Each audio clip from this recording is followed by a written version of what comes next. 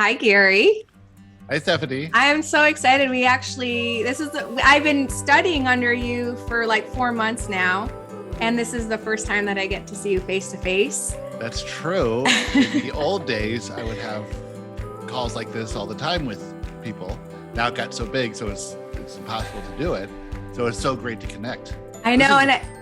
If you ever want to talk to me, just start a podcast and I'll be on it, and then you can connect.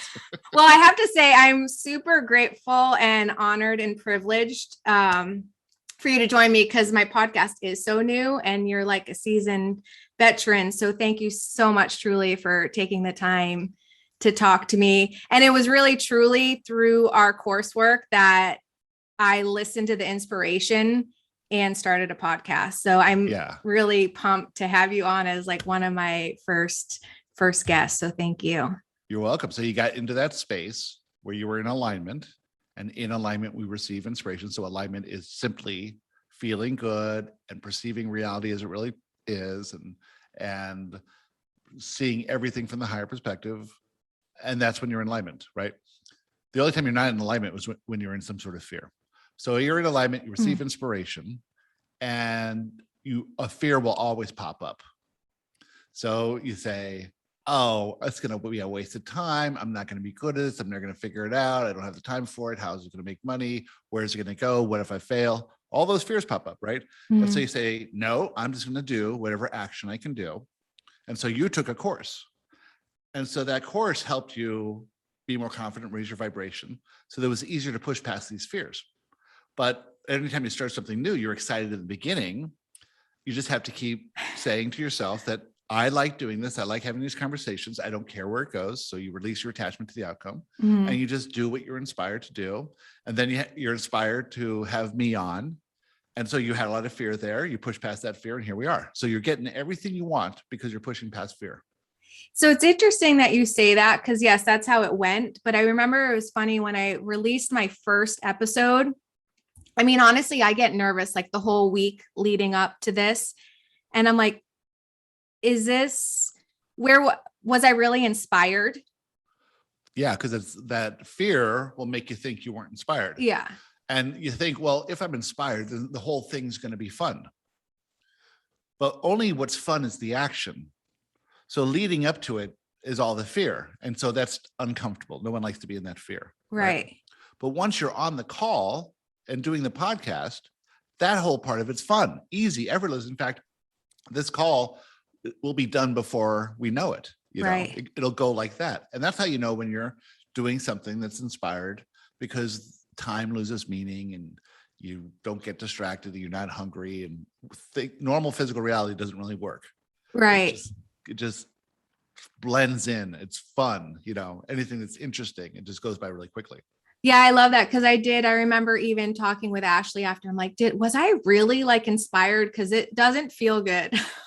But like you say, yeah, in the moment, like having this conversation, I love it. But everything leading up to it is like, oh my gosh.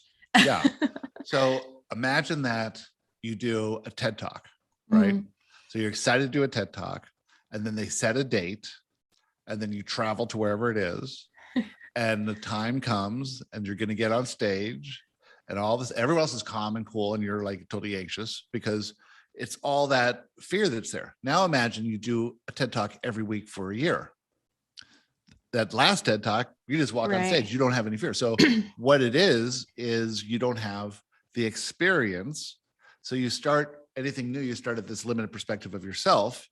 You say, I'm new, I'm no good, I'm not good enough. I don't have the experience of actually pushing past the fear and taking the action.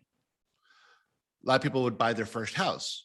And when I was a realtor, those first-time home buyers were always in fear. They always lowball. They always went crazy on the inspections. They backed out all the time because they were in fear. Seasoned investors wouldn't even have to look at a property. They would just know, and they'd buy it cash and it'd be done because they got into the process and they expanded to a different vibration through the experience of buying houses.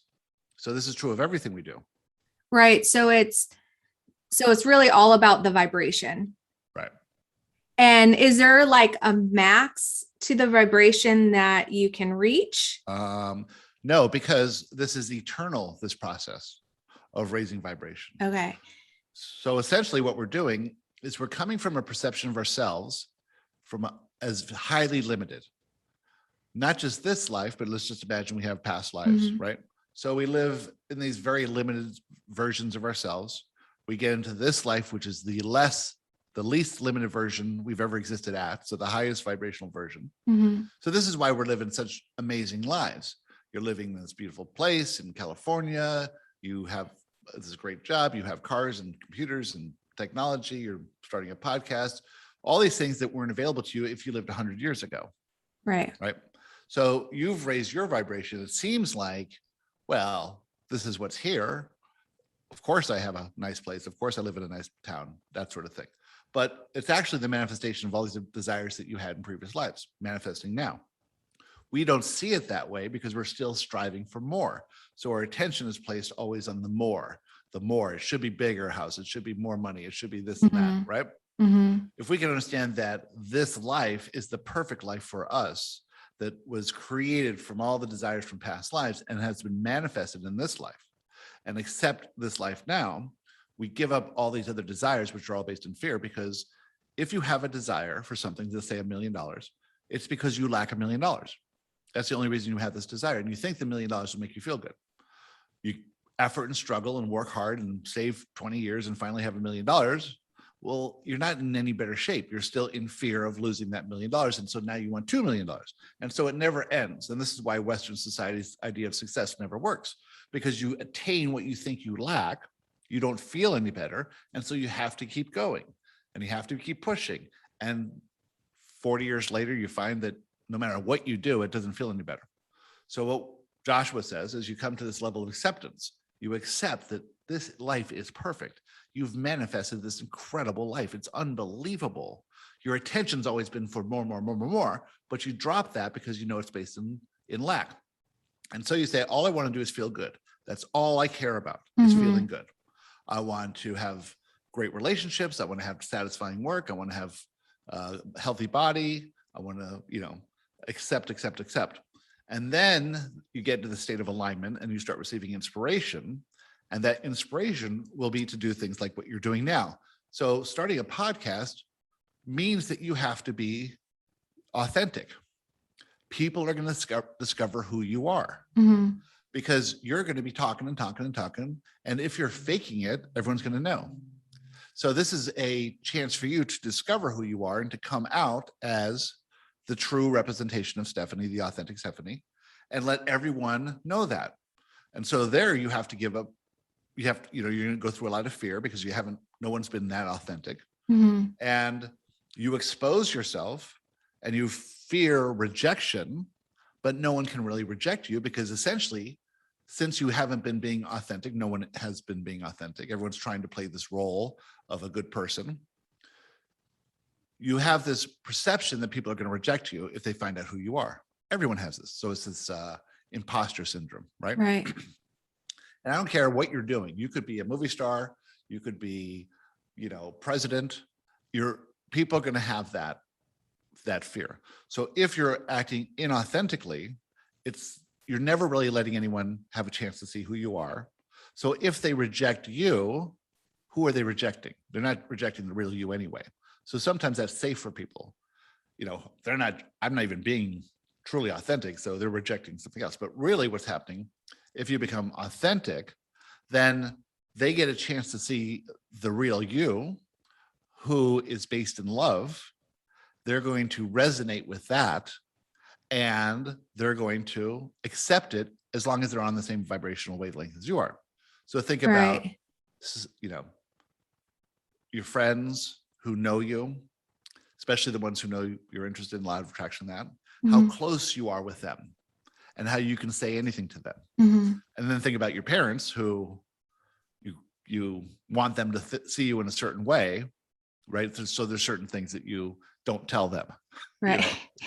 Exactly. I tell them the good stuff. Yeah. The stuff they want to hear. There's so much to unfold on that. And can we go back to desires? Because I feel like I've been doing the extension experience now for 4 months. We just completed health and vitality, which I'm loving. I have to say, like, I have been in personal development work since like my 20s. And I've always felt like I was missing it. And I just have this constant like chase of trying to fix something. And I remember when I had my first email exchange with you, which you're so awesome because you have like thousands and thousands of students, but you take the time to answer everybody's questions individually. But you were saying, well, you're just, I was talking about my digestive issues and my gut issues. And you just said, well, it's because you're not, of my lack of worthiness. Yeah. So that kind of hit home, and I've been on this journey and like discovering that, but I still have these desires. So your desire is what? To create more financial abundance, to like have ease or peace with it, or just feeling secure. But it's again coming from like I get to a certain point, but then I want more. And this so knowing more. What you know now, would you rather have $1 million, Mm-hmm. or would you rather have the feeling of security and confidence and worthiness? And see everything as good. The feeling to see it as good. However, the feeling for me has been a real hard, because I am a feeling type person. I mean, I know like in the lessons too, we learn that everybody's a feeling type person, but cognitively, I understand everything, but I have not been able to bring it down into the body to like feel it in my body. It just feels like it's all up in my head. Okay. So, but you agree that if you could feel that now, Mm-hmm. then that would be better than all the work and effort and struggle to get the $1 million. Yeah, I want to give up the struggle and the hard work and the abuse that. Right. So there's two perceptions of reality. One, the perception of reality from the victim that says, when the conditions change, Mm-hmm. then I'll feel better. Mm-hmm. Or the creator says, I'm going to change my perception of reality to feel good now, to see everything as good, to see that I am secure and all that. And then let the reality reflect back how I feel. So then from that second, more empowering position as the creator, you say, you start with this, the first class was alignment. So alignment is acceptance, acceptance, acceptance. Acceptance and love are the same thing. Fear and control are the same thing, right? So accept that everything is good, accept that you're perfect, accept that you had the perfect life, accept that everyone else is playing their role perfectly in your life, that you're on your journey of self-discovery perfectly, that you've made it here to have these conversations and learn this stuff, right? And that slowly you start to see, oh, it is good, it is good. And the things that scare you, you say, that's really nothing for me to fear, right? So you elevate this perception of your reality, and then things start to reflect back to that. So now you're inspired and you start a podcast and you're in a conversation with me and other people. And so you're moving perfectly as you intended to these higher levels of awareness where you will feel better. But what you would like to do is snap your fingers. Instead of taking 2 years, you want to do it in four months. Exactly. Yeah. So you're saying it's a process. Oh yeah, it's a process. Oh, I wanted it yesterday. Because you actually don't want to snap your fingers. Okay. Because you want to go on this journey, because the journey is the interesting part where you actually learn. The experiences is what you learn. Right. Because this life would be meaningless if we could just snap our fingers and just manifest whatever we want, because we do that in the non-physical. In the non-physical, it's boring because nothing means anything. There is no reality to it, there is no fear, it's just love, but we don't get any way to understand what that is. So we come into physical reality, have these experiences where we're playing with fear and love. Most people are playing in fear, and most of our past lives were in fear. And finally, we get to this realization that there's another approach to life. Instead of efforting and struggling and suffering, alter your perception of who you are from victim to creator. And then you start to see things differently. So I'm doing this 8 years since I started channeling Joshua. And now I've come to this conclusion of who I truly am, how I serve, what my purpose is. I'm only doing that which is absolutely interesting and that I'm passionate about. I'm totally financially abundant, have more friends than you can possibly imagine all over the world. I could go on a trip for a year and stay in people's houses wherever, all over the world. Best relationship beyond what I could ever imagine with Tracy. House of my dreams, town of my dreams, local friends of my dreams, and doing the satisfying work. Right. All my crazy amounts of financial success that I had in business and real estate in my 30s and 40s is like nothing compared to this. So I had millions of dollars. I had the house and the water and the boat and cars and all that stuff. I had travel and parties, and it was all meaningless because there's no satisfaction in there. The journey, the 8-year journey from here to here is magical. Every part of it was amazing. And along the way, I discovered limiting beliefs because I was doing new things, right? And so at each time I discovered a limiting belief through what we call a manifestation event, some event that makes you feel negative emotion, I was able to process the belief and go to another level, and then process it again, go to another level, and then started acting on inspiration to, write the books, start the podcast, go on the cruises where we do the events, and have buy this house, and move here and have events here. So all of that led to here, but it couldn't have come faster. It had to be this, and it was perfect. I didn't want to go any faster. But at the time, I look back, I was facing all kinds of manifestation events and wasn't feeling as good as I feel now, and wanting it to be different than it was. And now I just drop that and just say, this is perfect. And I'll be guided by inspiration to the next thing, whatever that is. So that's it. There's a lot there. I want to elaborate more on that too. But I also would love to go back to hear your story, because a lot of people maybe starting to listen to this don't know your story, because I know we jumped right into this massive conversation and not giving background.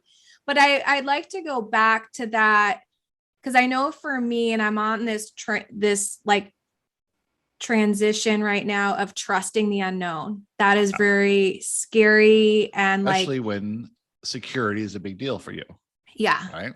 Because of my upbringing, it was very insecure or very chaotic and just a lot going on. So I've always tried to get security, to keep it uniform.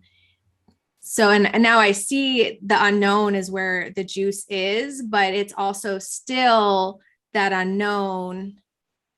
Like, how did you make that? I mean, I know, like, how do you make that transition, or like follow the inspiration, or not let the ego get in the way of what's inspiration and the fear and all that? Okay. So we're here to resolve some big fear. So we're each here to change that fear, to resolve it. And everything we want is on the other side of that fear. For me, my greatest fear my whole life was being weird. So I always tried to fit in.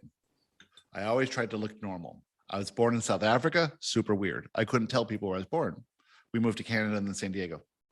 So people would say, where were you born? I would just say San Diego, because to say South Africa, oh, were there monkeys in the street and living in your house, stuff like that. So you sort of get teased. My middle name was Temple. Never told anyone that, because that's a weird middle name, we moved every year. So I made friends quickly and let friends go. And so I had to acclimate really quickly to whatever the new school was, make sure I dressed like everyone else and looked like everyone else, right? I end up going to college. So I went, because people would respect someone who went to college, be friends with that person. I became successful because people want to be friends with a successful person. And I made money and lost money, and then made a ton of money. And then 2008 lost that. So I had to start over. So we lose our house in foreclosure, move into a friend's house that we rented from them. And another friend comes over and gives us the secret. And we're like totally into it, right? We listen, we don't have a CD player, it's a CD. And so we drive around in a car on these road trips, listening to this over and over again.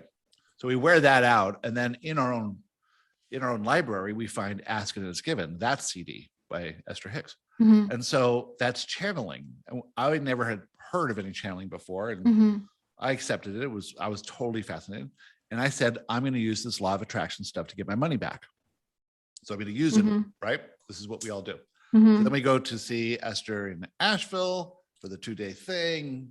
And there I had the inspiration to just renovate houses, which is something I always loved doing, but I never really did it being owning these big real estate companies. So I just said, I'm going to renovate houses and I'm going to play poker. So I renovated houses, I played tournament poker, and I had a ball. And Lily, my wife at the time, was inspired to redo furniture that people moved from up north and have them painted and new upholstered and all that stuff. So she started this furniture store, and that's expanded to this gigantic thing now. So she found her passion, I found my passion, and we're just like living in our passion. Are you channeling at this point? No. Okay. So I'm paying attention to Abraham. Things are nice. Everything's going good. Making money, buying a new house. Everything worked out. This amazing set of coincidences that we get to live in Palm Beach, and then we get to find this house, and it was owner finance because our credit was ruined, and able to totally renovate the house to the spectacular thing in our perfect neighborhood. I mean, the things that happened were beyond belief. And then the house, Lily designs it, decorates it. I design the floor plan, and it gets featured in a huge coffee table home renovation kind of book, right? Fun. So that was the summer of 2013. That summer, I get this inspiration to meditate, and it's really strong. And I've always resisted meditation because I'm hyper. So I finally relinquish and sit down with the Abraham meditations, which are guided, and I just do it. And the first time I could do it for 2 minutes, and then eventually could do the whole 10 minutes or 20 minutes, however long those are. And then within 2 or 3 weeks, I started to feel a presence in my head. And it was like, imagine like a soft hand running over your skull underneath your skin, slowly, right? And expanding. So it's so obvious, but of course nothing's there. And so every time I meditate, this thing comes every time. And it's sort of pleasant, It's pleasant or unpleasant? It's pleasant. Okay. Yeah, so you're not fearing it at that time? Not at all. Okay. No fear. And so eventually I started asking questions, like I'm on the hot seat. I don't know why, but I started asking questions, and the answers came back like instantly, like so profound. I'm like, oh, this is amazing. And it's like, is this me? It can't be me, right? What do you, and when you say you hear answers, like, how are you hearing it? Like your thoughts. Okay. Right? And your thoughts are clear. And you can decipher between like your ego or. No, well, okay. I don't know what it is at this point. Okay. Right? It just sounds like a thought, a clear thought coming back, a clear answer, but it's in my voice, in my thought voice, So eventually I said, who is this? And they said, we are Joshua. Just like that. I'm like, oh, that's interesting because that sounds like Abraham, right? It's on that name. And at the time, Abraham was the only channel I ever heard of. Didn't know there wasn't any other channels. So the idea of me being a channel was insane. I couldn't, that had it was impossible to imagine what that was, right? So anyway, on November 15th, 2013, in meditation, Joshua says, get up and go right. So I get up out of bed, go into my office, close the door, and just start typing. And so I type for about 35, 40 minutes. And it's 3 pages, and it turns out to be the introduction to the first book. Can't see it that clearly. It's a perception of reality. Oh, okay. Your book. Okay, yeah, see it now. Right? Yep.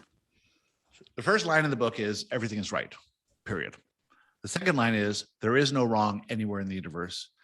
Anything seen as wrong is done so from a limited perspective, from the higher perspective, whether that's perspective over a period of time or from the perspective of the non-physical. Everything is always right.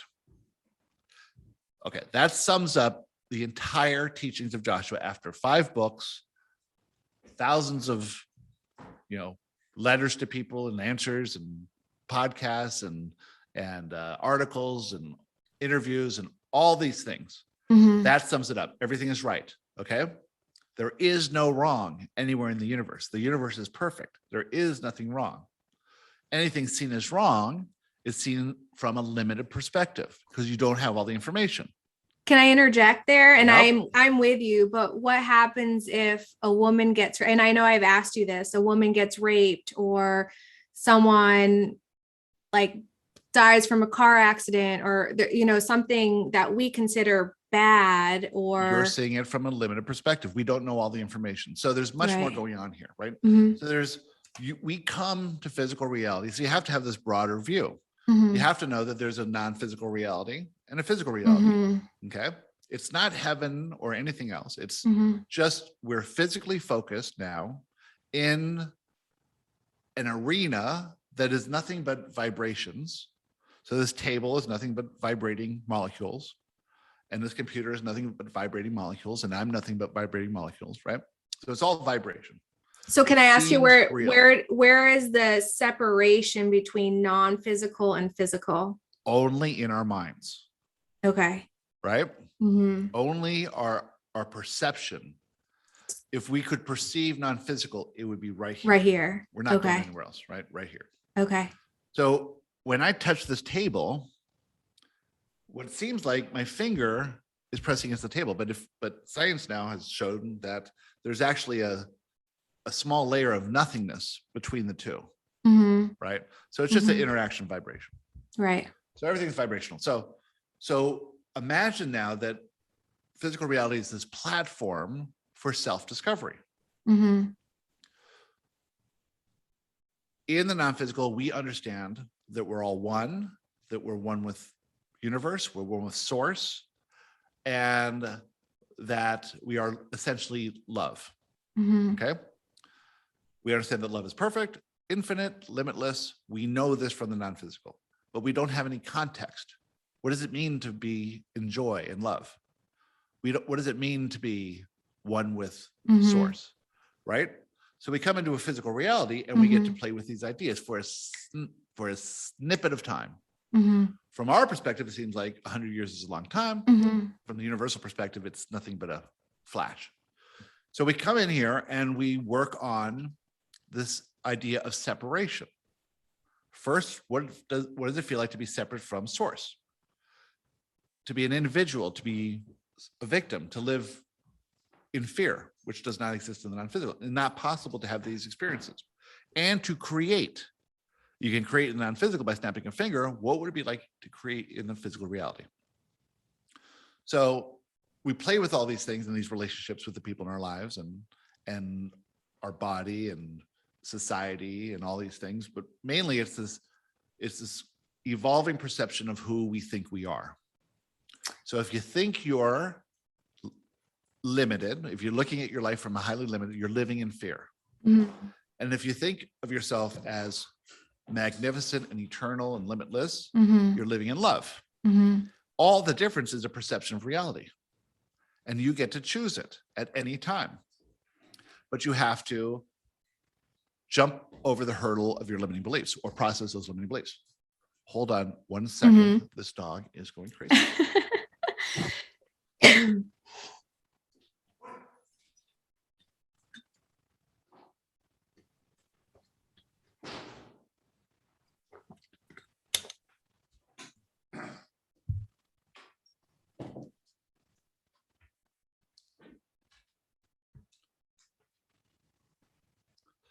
So if it's all just a perception of reality and how we perceive ourselves creates the reality, then Mhm. our endeavor is to perceive ourselves from the highest perspective possible and Mhm. everything else, because all we're doing is having a relationship with everything else. So this is a very high level concept. In fact, when you go to the next course, which is oneness, Uh-huh. this is what it all talks about. Yep. And I'm starting to see that transition because I even get like the podcast. I think when I originally started it, like a while, it was about me. And now I see it's not even about me. Right. But then also too, like going back a few weeks ago, you had a podcast, Entering New Dimensions. And I've always kind of understood this concept, but I really loved how you put it, because it's how you relate to your life is how you relate, or how you relate to your life is how you relate to yourself. Right. And I'm starting to see that transition of, because before everything, getting to that, even that feel good, it was really hard because nothing ever really felt good. But I'm starting to let that go where, okay, I want to feel good. What feels good? Starting to analyze what feels good. Okay, does this feel good? Not like checking in myself versus like what's going on around me. And now I'm seeing the shift in the reality, what's coming back to me, and not from the ego, like, oh, I'm awesome, but it's like, oh, this is feedback for me to see how I'm showing up. Exactly. Can you talk to that a little bit more? Probably put it in better terms than Sure. Well, how it's I the did same it. thing. So imagine that you're here to explore the idea of victimhood. Mm-hmm. You feel like a victim. You worry about your security. Mm-hmm. You clutch your Mm-hmm. purse wherever you go anywhere. Mm-hmm. You lock your car doors. You're worried about loss. You're worried about something bad happening. You're reacting by trying to control everything. And you're living in misery and suffering, Mm-hmm. you know, because you're not perceiving the truth of reality, you're perceiving the solution. So then something happens. Someone yells at you driving by, right? And you go, oh my God, they disrespect me. How dare they? This is horrible. But this always happens to me. Mm-hmm. And you ignore it and you say, that person out there is a jerk. Mm-hmm. Shouldn't have done this, right? And so your limiting belief is that other people can make you feel negative emotion. Mm-hmm. Someone can say a comment to you and you're going to feel bad. It's the person who said it, their fault, not the limiting belief that causes you to feel bad. So the victim perceives that the outside conditions and people make them feel something. They don't have any control over how they perceive it. They're choosing to perceive it from a limited perspective, and their inner self is giving them negative emotion as guidance to let them know that there's a limiting belief that's causing this fear. It's not true. So this person ignores it and keeps blaming other people, keeps blaming. Oh, the landlord kicked me out. Oh, I got this bill I shouldn't have gotten. Blame. Not paying attention. Mm-hmm. So the universe will never stop trying to show the person that they have a limiting belief. The universe is always redirecting everyone to the true path of self-discovery, to the true perception, which is you're the creator, always. And so if you have this intense feeling of insecurity and you're blaming the outside conditions and saying, I have to protect myself from this, you're either going to live a very small life, and that's fine. It'll be highly limited. You'll live alone with your cat in your one-bedroom apartment, and you'll never go outside. But if there's something calling you to be bigger and to expand more, then you're going to be interacting at a higher level. And you're going to, if you keep ignoring these events, some big event is going to happen to you. I lost millions of dollars, right? Alec Baldwin just shot someone, right? It's this, you know, his anger and frustration and all these events that have been played out in the public. His phone call, calling his wife names and stuff, and was aired in public, all these things. He's not accepting who he truly is. He's perceiving himself as a victim, even though all the success, he still doesn't feel good, right? So eventually you're going to hit rock bottom, or something's going to go into your body because you can't ignore the body. So it's just meaning a like design. a disease or an illness or something. Some chronic illness or some issue, whatever it is, right? It's first, it plays out in events that happen, and people tend to ignore those events or call them wrong. So what they're doing is they're fighting for their limitations. But if the person's pre-birth intentions are very strong to discover who they are, they're going to find that they're highly emotionally sensitive. So compared to other people, you know, you're probably very highly emotionally sensitive. You know that everyone in our group is highly emotionally sensitive. This is actually a superpower because you're more aware of negative emotions. They feel worse to you, right? People who are bipolar, or manic depressive, right? They go from these extremes, high and lows. They're very sensitive, but they don't know how to perceive their reality in an empowering way. So the universe is going to send you these manifestation events to put you on this journey to discover who you are. So a lot of people who find Joshua had some horrible event that happened, Yeah. and they said, I don't know how it happened, but I just stumbled on this podcast, or I stumbled on this article, or whatever it was. A lot of people are in the middle of their spiritual journey, and they're picking up threads or breadcrumbs. And so they go from one more general thing to another less general thing to a more specific thing. And then they get to Joshua, where it's, highly practical, Yeah. in your face. These are the tools, do the work kind of thing, Yeah. So I love them because they're daily. So, and they like build on each day, and it's like just getting it like consistently and going back. Cause the secret was, I was frustrated. I love The Secret, but it was frustrating because I'm like, I'm thinking these things. What am I doing wrong? Because this stuff isn't manifesting, or this stuff isn't happening. And the same thing, like I love Abraham and Esther Hicks. But the same thing, I was like trying to conceptualize it. And I got to think so hard. I just couldn't get it. But this really, you and Joshua's work just really puts it in a step by step. And I think really like the first class alignment, that was truly what because it all was coming from, I was trying to fix something or that I thought I was lacking. And that's purely why I even joined the class in the first place. I mean, that's the reason I got into Abraham, is I wanted to get my money back. So I was going to use the law of attraction to control my reality. Yep, Control exactly. is based in fear, and it doesn't work that way. This is why people say law of attraction doesn't work. Well, it's one thing to be positive, and that's great. And to look at the positive aspects, to be allowing, which is acceptance, right? Can I ask you something on that though? Because there's positive, and then there's also like spiritual bypassing. I hear that a lot. And do you think positivity is like a spiritual bypass? Right. Yes, because you're ignoring everything you think is wrong. So if there is no wrong in the universe, the only reason you can see something is wrong is because you're looking at it from a victim's perspective, and you have no power in that, right? It's not true. It's the illusion. And so you control yourself, control people, control conditions, try to fix things. And because it's a vibrational thing, you can't change. It's like trying to change the mirror when you're looking at the mirror. You can put lipstick on the mirror, it's not going to do anything, right? So it's the same thing with trying to fix your conditions or manifest what you think you want to make yourself feel good. You have to do it first by choosing a perception of reality that is aligned with who you are, a truthful one, right? It's never going to work if you're going to think the reality is out to get you, because that's looking at it from a victim. Right. So these things we think are wrong that are happening to people are manifestation events on a large scale. So if someone gets mugged and killed, right? It's that experience that they'll take with them to the non-physical.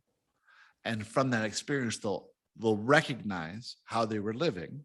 Then they will intend to come into a new life to have an experience to go beyond that. Okay. Right? And those are for people who are coming to this level, to this level of awakening. Does everybody come to have this level of awakening? Eventually. So it just might not be in this lifetime? Yes. Okay. Everyone's moving from fear to love. Everyone. And has that been the trajectory through the whole course of time? Yes. Okay. Exactly. That's the evolution of us. So we're coming from, everyone gets to experience who they're not, the separation, the inauthentic part. They go on this journey of resistance and suffering and trying to make things happen. They get more power. They try to make things happen even more. It doesn't work, right? Right. They're never feeling satisfied because this is a feeling of reality. All that matters is how you feel. And then at some point they hit a big manifestation event or a rock bottom, or they give up and just surrender. From that surrendering, then they can receive inspiration, and they can give all that up, and they can go on this new journey of self-discovery. So we're all on this journey of self-discovery together. Those of us who are interested in law of attraction. The only way anyone could listen to this podcast with me on it is because they intended to find this information in this lifetime. This is the time of awakening. So we're awakening to the fact that we're not victims, we are the creators. Now that goes against everything we were taught, right? Yeah, because how do you explain that to somebody who has these religious perspectives, or like there's God or religion? How do you Why would you want to? speak to that? Yeah. Why do you care? That's their perception too, right? Right. You don't want to change Yeah. anyone. Right. Yeah. So trying to get other people to agree with you is a form of control. Yeah. That's why I never really got into politics, because Wow. I was Right. like, you're going in this circle to get nowhere. I gave up voting because I'm not going to choose sides. Right. Right. I'm not going to pick a side. I'm not going to separate myself from anyone. I am absolutely neutral. You guys figure it out. Right. I understand that the system in general is going to work towards more love and that we're going to evolve. So it's always getting better and better and better. So you look back and say, okay, COVID was bad. Black Lives Matter is bad. Riots are bad. All this stuff is bad. Well, be here 100 years ago, we're going through World War I and Spanish flu. Okay. 100 years later, it's COVID and Black Lives Matter. Right. It's so much easier than that. Right. You know? Right. Right. I know we've talked about, and I know this is part of your coursework, but can you talk, I know we've talked about limiting beliefs, but like how would we have these sheets, but can you explain like how you would process to a limiting belief? Because even still to this day, I would think when I process a limiting belief, it probably takes me like a week to do one. One, probably because I'm resisting doing it. Exactly.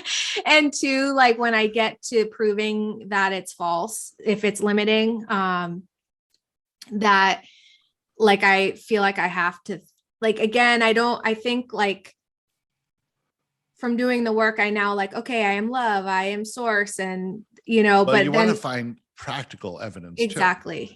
And that's hard for me when it feels like in every part of my being, this is so true. This is so real. This is like how it has been to this day. All right. What's a simple limiting belief that occurred to you through a manifestation event? Oh geez, on the spot. I mean, we could go with my gut issues. Like That's a big one though. Okay. A little one. Here's where you get to be authentic. Yeah, I know. I'm trying to think of what, because I honestly haven't done one in a few weeks. I know they come up for me. Well, I have one that happened this summer. We're in Siesta Key.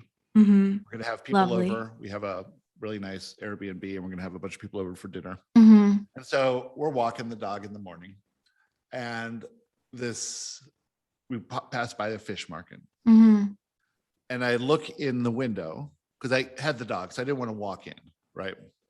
And I look in the window to see what it was like. And so I'm about to go in, Tracy's behind, so I'm about to give the dog to Tracy. And the guy behind the counter goes, you can come in if you want to. You don't have to smudge up my window, right? So I'm like, feel that negative emotion. And it's about not being respected. Like, and this is a thing that is, comes up for me. And so I felt this intense negative emotion. I'm like, why do I care what this guy thinks, right? So the limiting belief was that people should respect me. And the truth is that no one needs to respect me. No one can know who I am. No one will ever know who I am. Right.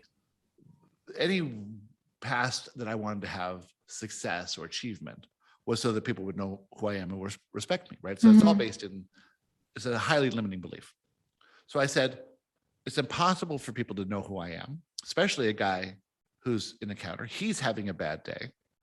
This belief that people should respect me, I don't need it. It doesn't matter. People do respect me. I have respect from all kinds of people all over the world.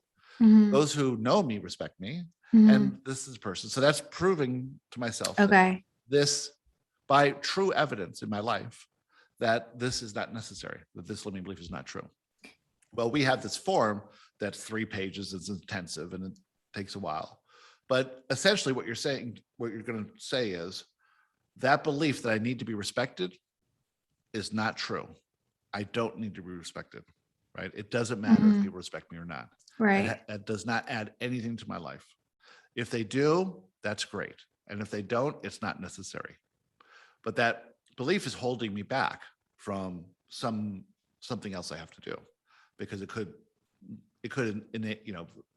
I could face rejection or failure or something by putting myself out there. And what if people don't respect me? That sort of thing. Right. So also too, like, cause you said this comes up for you a lot, and I've noticed mine usually come to like, I'm not seen, heard, or valued. And I, they always seem to come back. Then I don't know if I'm missing something, or like, I'm not really getting that deep, or is it No, that you're you doing just, everything perfectly. So it's a process, right? right?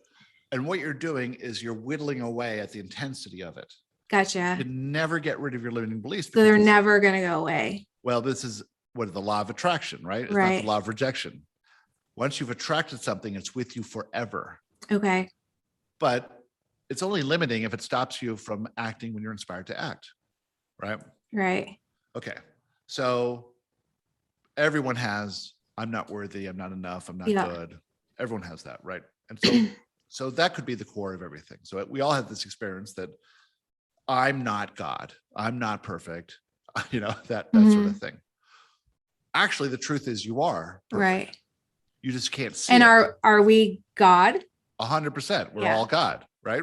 Right.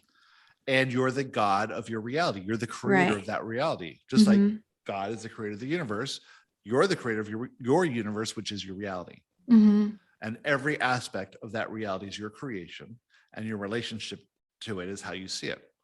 So if someone has kids, that relationship with their kids is how they see themselves.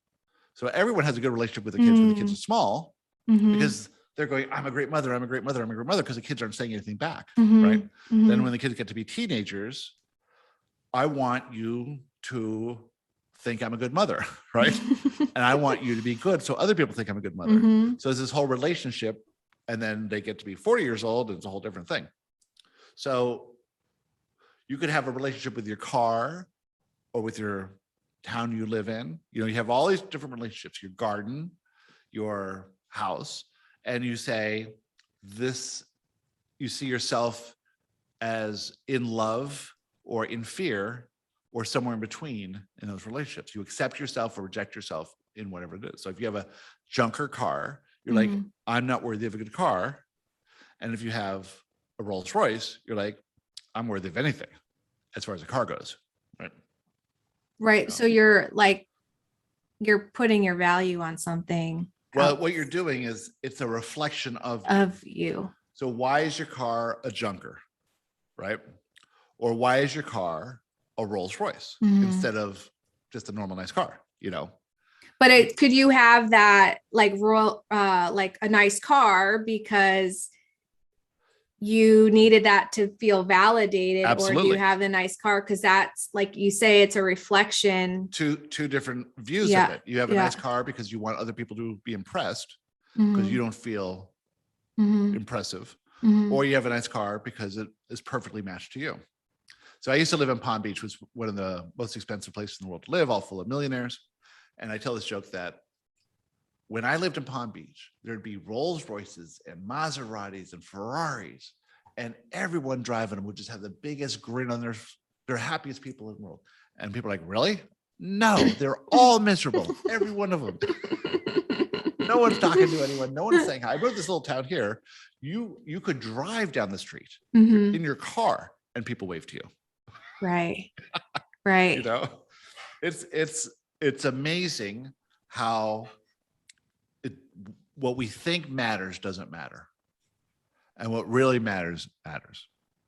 Yeah, I totally get that. And then when you're like I just got a bill yesterday. And funny, what I really loved, I listened to one of your recent podcasts. I'm always listening every week, but the one where you rented a car because you were helping a friend move. Yeah. And it was like not a round trip, but I think you ended it and you brought it back to a place and you made sure you got everything prepared. And when you returned it, or when you got home, you got a letter that you owed $2,000. Right. Like for me, I would probably fight that. Yeah. What I would have was fought that? it in the old days. Okay. So that's a manifestation event. I didn't get a letter. Actually, I don't normally check my credit card statements. Oh, So I checked my credit card statement and it said, oh, you budget rent a car. don't usually check it, and you happen to check it Yeah. that one time. Yep. No coincidence, right? Right. And I'm looking at it and it says budget rent a car, $2,200 instead of $200, which is what I paid for it. Right. So all I did was I called budget and they said, you never returned the car. I said, of course I did. I took it to Asheville. I put the keys in there. You had the whole time. Oh, no. Right. And it was some sort of scam. And so I had a decision to make. Wait, you knew it was a scam? Yeah, because obviously, yeah. I took it to an airport. There's cameras. It's there the whole time. I put the key in the box. Everyone knows where. Wait, but so you knew it was a scam and you still paid it? Well, okay. Well, I will say that I called my credit card company and they said, oh, it's been past 60 days. So there's nothing we can do. Okay. Okay. So at that point, I have a decision to make. So that's a manifestation event. So I'm feeling negative emotion. I'm infuriated. Right. Yeah. And so I have to come out of that, but I'm receiving urges to change the conditions. So my urge is to get a lawyer, leave them a bad review, call someone to complain, fight it somehow, right? None of those things I wanted to do. Dog's barking. None of those things I wanted to do, right? None of them were fun. None of them were interesting. None of them made me happy. But I could do that, effort and struggle. And where would I get? Who knows? Right. Or I could get back into alignment and do what I was inspired to do, which is go play poker that night. So I go play poker and I win $3,000 in this tournament. Now I won these tournaments all the time, but it was like universe saying, look, do what you want to do and the money will come. Effort and struggle, and you're never going to have a good time. Right. Have a great time, and the money's going to come. And so that was my limiting belief about abundance. And I had 5 or 6 of these until I finally gave up, and said, okay, universe, I get what's happening here. Yeah, that's funny because I have a doctor bill that I've been trying to not pay for the past year and a half. And I keep calling them like to solve it, but no one ever calls me back because I get an answering machine and then no one ever calls me back. And I'm like, you're not going to get paid until you call me back. Yeah. And I still haven't gotten a call back. So there's my manifestation event. Right. Okay. So, and after I heard that, I was like, okay, I'll go pay the bill. Or don't pay the bill.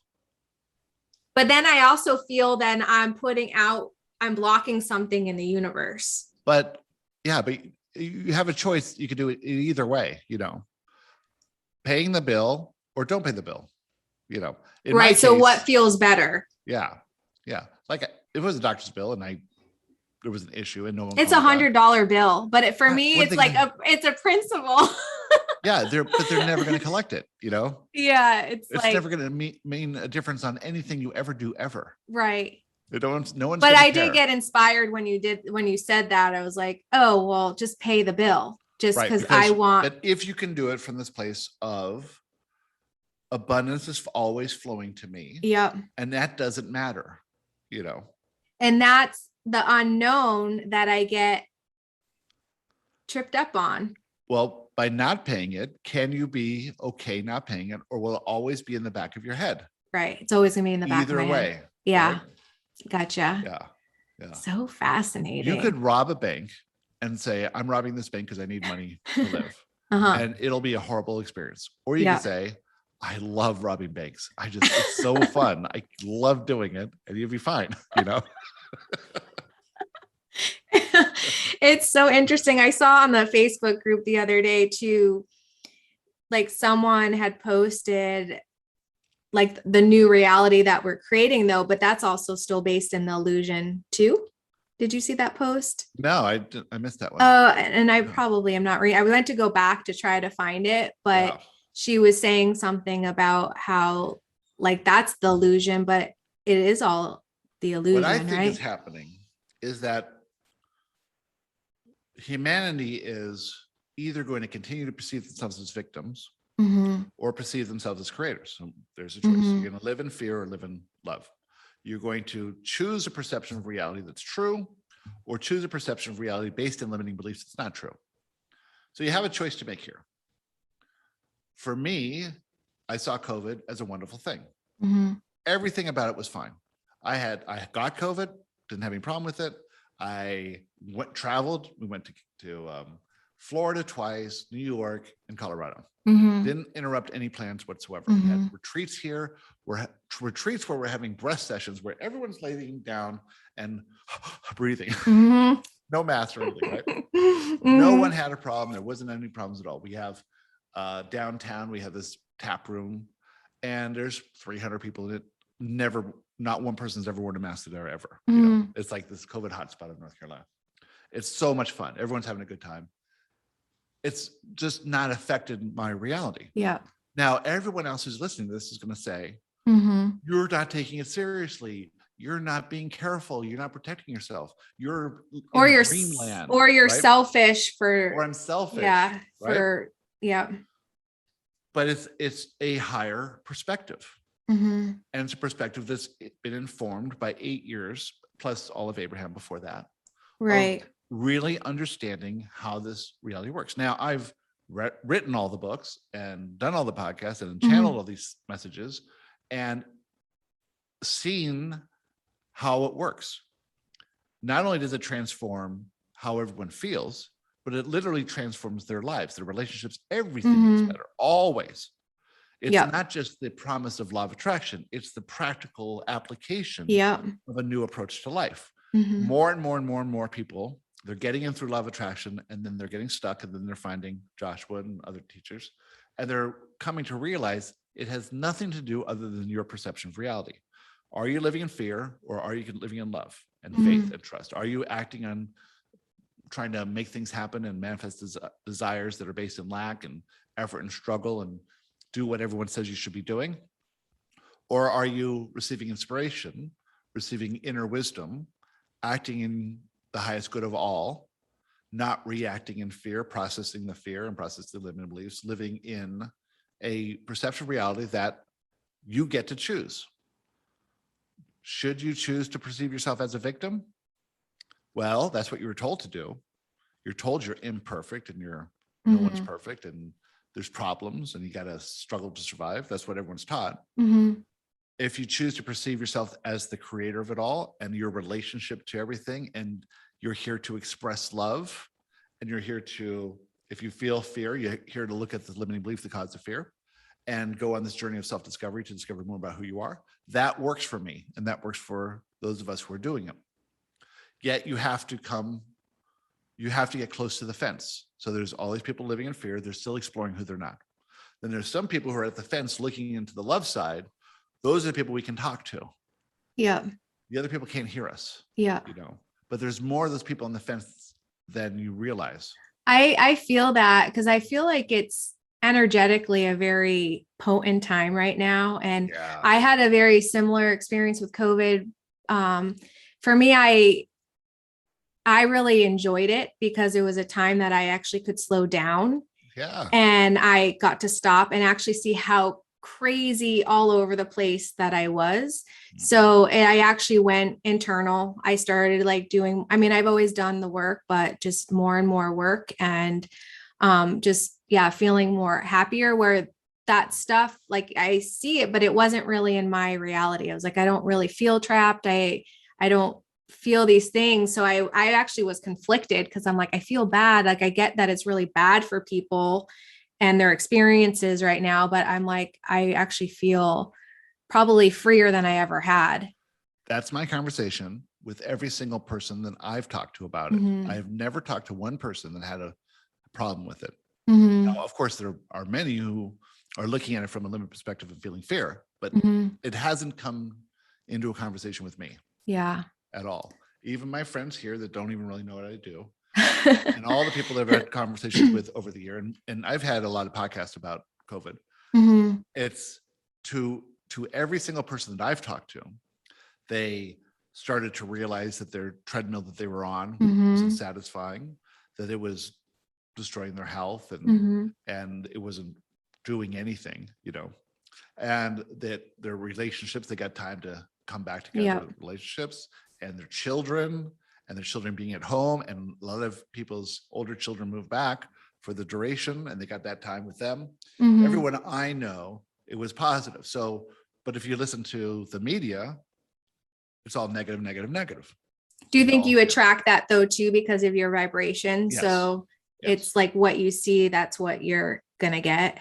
Yes. So it's a reflection of my overall perception of reality, because that's the reality that I'm creating. Right. Yeah. Yeah. Sounds crazy. So fun. Yeah. It is really fun when you start seeing that, because I think in recent weeks, I'm like, that person's reacting that way. And then I'm like, oh wait, this is a reflection of me. And I'm like, this is so fun. That's great. Well, thank you so much. This has been an awesome conversation. I can't thank you enough for all your time. You are a natural and talented podcaster. Thank you. Thank you. Well, I hope we get to do it again. Absolutely. Awesome. Anytime. Yeah. I Thank think you you. found your thing. Really? Sure. Yeah, Really? Really good. Thank you so much. I know I was like hoping that the questions kind of. Well, you let it flow. Yeah. It was seamless. It was but great. thank you. You're amazing. I know I'm still recording this, but That's okay. This can be part of it too. Yeah. You just made it really easy. And like I said, and it was funny because all the things that I wanted to talk about, you brought it up. So that was part of my meditation too, is like, for the best and highest good for me, for Gary, for Joshua, for everybody that like is going to listen. So that was really my intention for the show today. Awesome. Yeah. Do you want to tell people how to find me? Yes. Can you tell people where to find you? Just if you like podcasts, look for Joshua Live, or just Google my name, Gary Temple Bodley. You'll find all the books, you'll find the website, you'll find the podcast, you'll find all that stuff, articles and things like that too. The website's theteachingsofjoshua.com. So it's super easy. And there's tons of free stuff there. So you can read answers and articles and watch videos. There's a great documentary.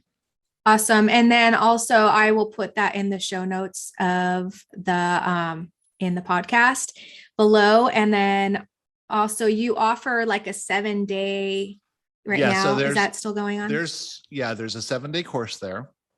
And it's $79, but you can use a coupon code 50 off, 50 off, and get it for $29. You're so generous how you do all that. I'm super abundant.